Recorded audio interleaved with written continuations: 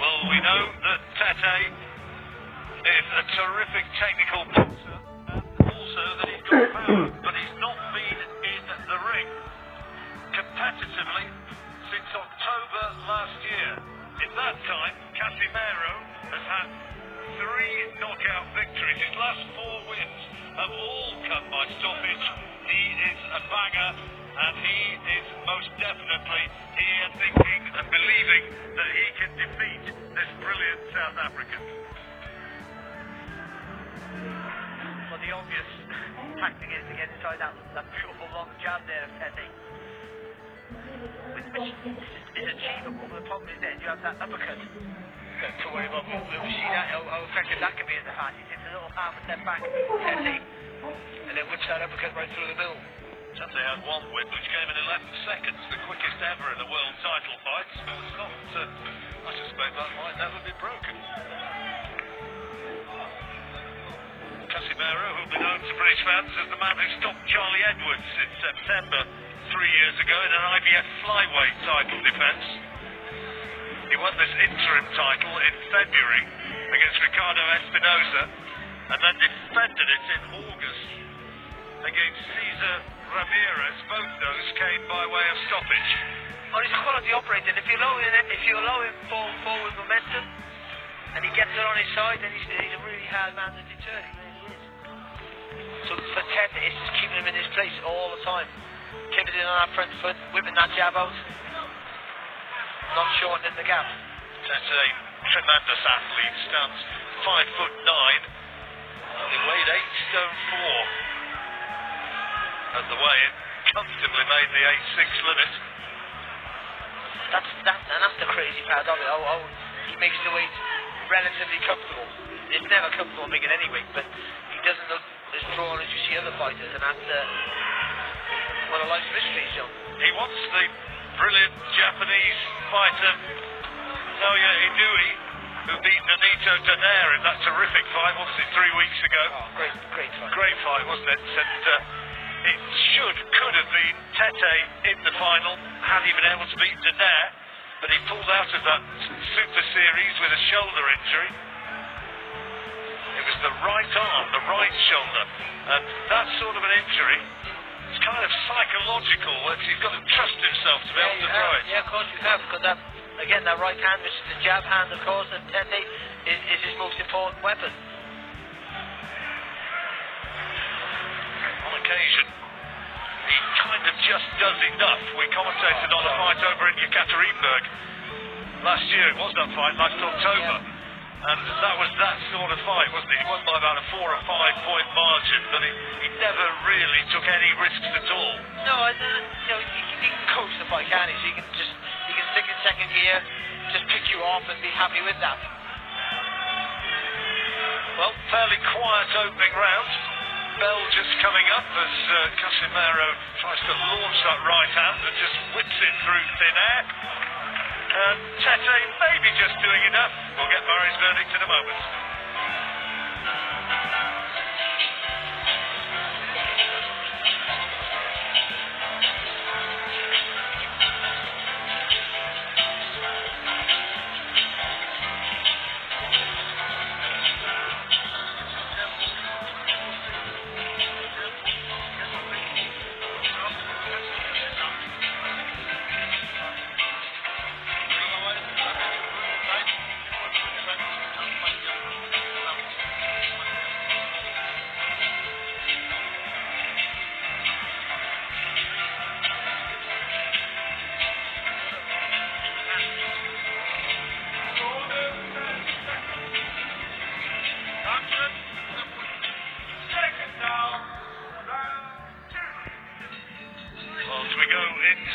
Second round.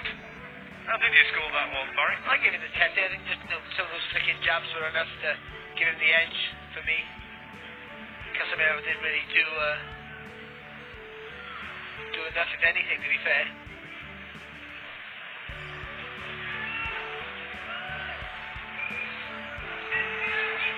Quiet sort of opener, wasn't it?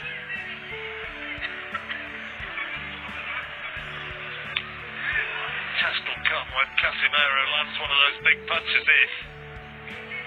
Or when he fully commits to an attack. He's jumped into a few attacks, but I don't think he's been fully committed. And when he does that, if he can be effective, or if Tete can read it, and as you said earlier, whip that uppercut on the target.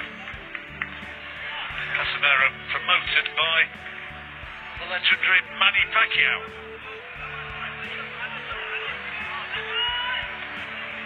Sean Gibbons representing the little master over here. He's the chief executive officer or something of Pacquiao Promotions. Or something. Yeah, well, it's a significant job, you know.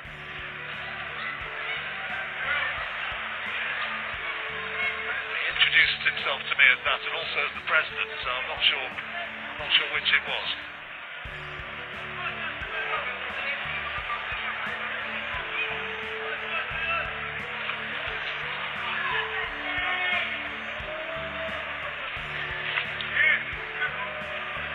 Again, Casimiro got too much experience just to rush in because he knows he'll walk on the shots, but also with him not doing that, he's not being remotely effective. And even though Tete's not doing enough, he should be doing a lot more with that right jab, to be fair.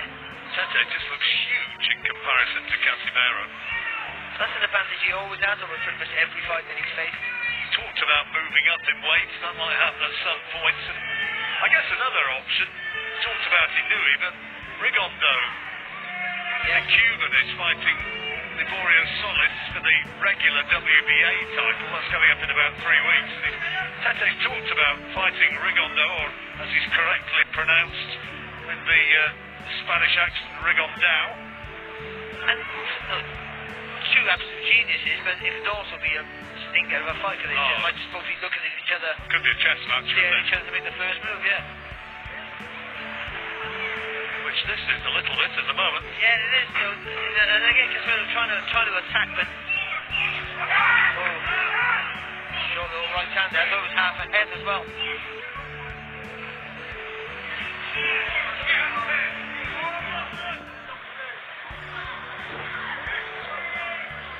As ever, Tete's entourage came to the ring singing and dancing as the second round ends.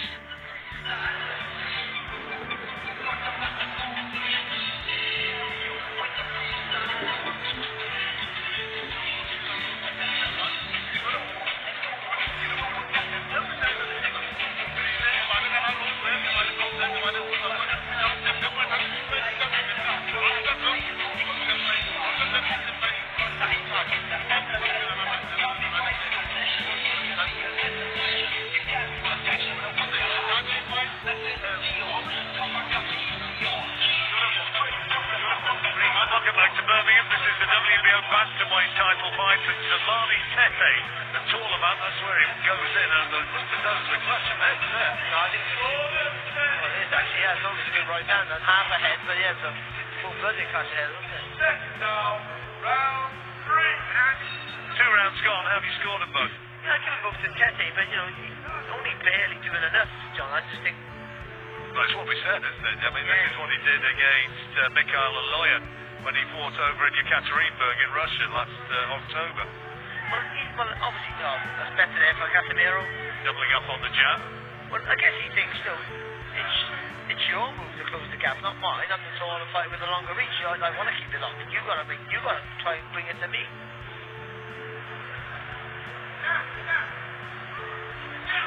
Lacks of experience, though, Casimiro.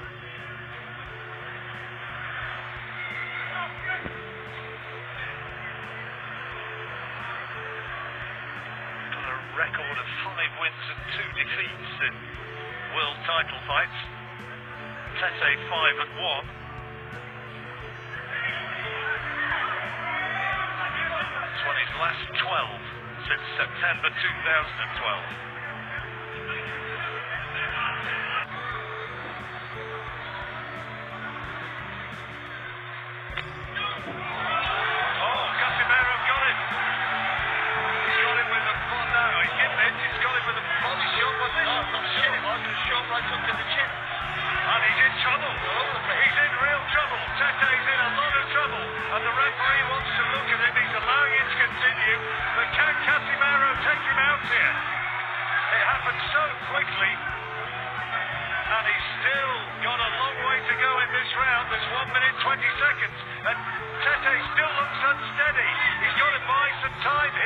and make Casimiro miss. Casimiro needs to pick his punches, and he can't find a clean shot, and he falls down. Tete, I don't think there was a punch which put him down. He just collapsed to the canvas. He's not recovered from the first time. He's not recovered from the first knockout, I'm sure of it. Referee asking, is he okay? Casimiro wants to finish it right here, right now, and finish if he has. The title changes hands in sensational fashion. Zolani Tete, stopped by John Real Casimiro of the Philippines, and the big South African favourite suffers a defeat which was simply not expected, no way. Where's Sassia?